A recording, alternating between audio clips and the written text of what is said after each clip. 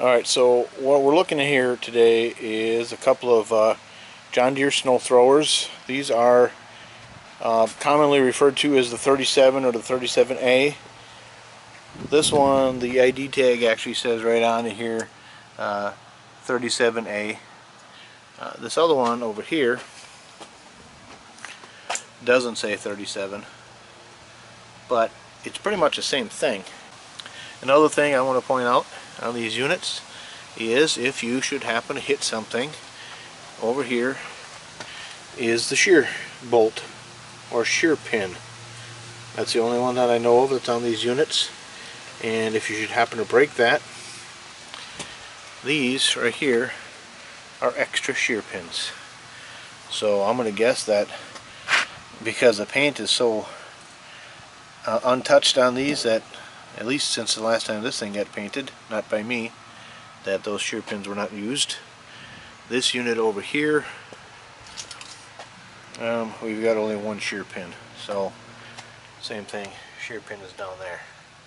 Although I'm not so sure that that's what's supposed to be there, because I see that is a round-headed bolt, and up here we've got a hex head, so that might have to change before I break my snowblower. So, as I mentioned earlier, the shear pin goes down into this hole here, and I'd never have to replace it, but I did notice that the bolt that was in there did not look to me to be the same as the shear pins that you get from John Deere, and so I've loosened this one up from the place where they are kept, and I'm going to put this shear pin in place, and I'll go to my local dealer and get replacements to put that, because obviously this is my only one. So I'll put that in there, and we just use a couple of 7/16 wrenches to put this on. This one nut is actually a stop nut, so you shouldn't need any other like a lock washer or anything for it, because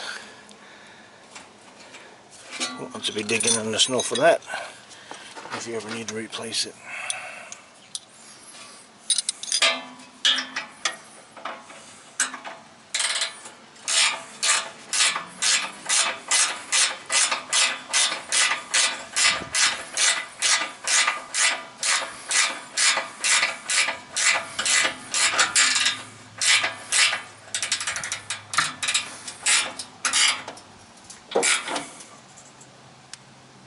There you go, snug it up there.